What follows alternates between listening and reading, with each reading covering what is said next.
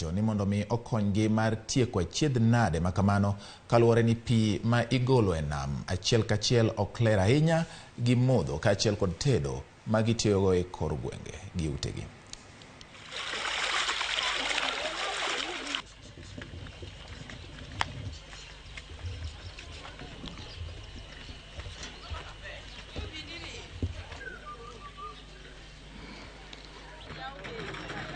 Bedo gi shida mar pi karibu sani koro dweche 3 kwa onge pi. To Homa Bay ema ne dho nam monego bed ni wan gi pi. To wan gi shida mar pi ma mon wachiewo sa 10 kata sa 11 kwa dhi manyo pi na. Nikech seche go minyalo yude ka en bet pi maler. To kotimore gimoro sa 1 en pi ma gima koro nyalo timo gonge to chuno wani nyaka wakawe nikech waonge gima wanyalo timo. Koro sirkal okonyowa kaka wanyalo yudo pi maler mwanyalo modho kata mwanyalo tiyo kata mar modho no sani onge, mar nam no chuno wani mwakelo wa modho, ene mwatedo kode, ene mwaluoko kode, ene gimoro amora. Tugi tete ma ya malo ka koth ochwe biro nam ka gi gimoro amora bed gimoro amora mokonyo motho chupni ang'o to gi buya moro bire do nam ka miyo keto rao biro machiegni gi kama wadake.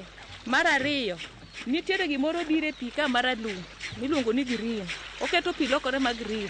Sasa mwabiro mwadonje pi ka to dendwa ilowa, wagwonyore to kuot madongo dongo, wakwayo no ukonywa. Water project ni kaka nokele bano yawe machieng mane Raila obiro. Kinyne kan watuomo pi nono, odiochienge modong' onge en gimok ti kata nyaka gi sechegi. Wane dho pi to kwanya yudo pi maler mwanyalo tiyo godo. Bi ka wane dho nam. Kama wane dho nam ka ni kama wakoso pi. To sama wakoso pi ni to gimong'e ni e udi kata ngima mar dhano gima tiyo mang'eny moloyo pi onge. Misi ni en gima kelo pesa mang'eny moloyo.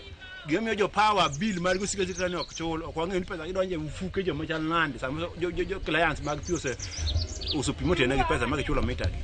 To gini jo kawuono ko yudo kapo ni in kod bill to gipudho mana mita no gidhigo.